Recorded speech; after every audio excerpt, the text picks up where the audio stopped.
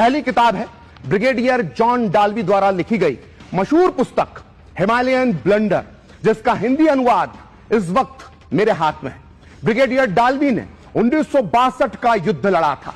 इसके अलावा अगली किताब है जवाहरलाल नेहरू के भतीजे और 1962 में अमेरिका में भारत के राजदूत रहे बीके नेहरू की, जिसका नाम है nice guys finish second. BK Nehru रिश्ते में खुद राहुल गांधी के चचेरे दादा होते हैं। वहीं तीसरी किताब है कांग्रेस के पूर्व विदेश मंत्री नटवर सिंह की one life is not enough, जिसका हिंदी अनुवाद इस वक्त मेरे हाथ में है।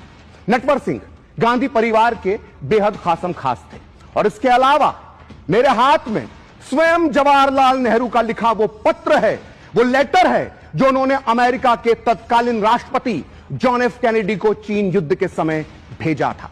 इस लेटर को, इस पत्र को हमने राहुल गांधी जी के लिए सीधे अमेरिकी सरकार के आर्काइव से निकाला है। बाजार में ऐसी कई किताबें हैं जो चीन युद्ध पर तत्कालीन पीएम नेहरू की पोल खोलती हैं। ये वो किताबें हैं जो ये बताती हैं कि 1949 से लेकर 1962 तक चीन ने भारत की हजारों किलोमीटर जमीन पर कैसे कब्जा कर लिया। लेकिन इन सभी किताबों में सबसे ज्यादा पढ़ी जाने वाली पुस्तक है हिमालयन ब्लंडर, जिसका हिंदी अनुवाद शर्मनाक हिमालयन भूल इस वक्त मेरे हाथों में है। यह पुस्तक ब्रिगेडियर जॉन डाल्वी ने लिखी थी। आपकी जानकारी के लिए बता दूं कि ब्रिगेडियर जॉन डाल्वी ने खुद 1962 के युद्ध में हिस्सा लिया था और इसी युद्ध के दौरान अरुणाचल प्रदेश की सीमा पर उन्हें चीन ने गिरफ्तार कर लिया था। ब्रिगेडियर डाल्वी पूरे 7 महीने तक चीन की कैद में रहे। उनकी लिखी यह किताब चीन युद्ध पर लिखी गई अब तक की सर्वश्रेष्ठ किताब मानी जाती है।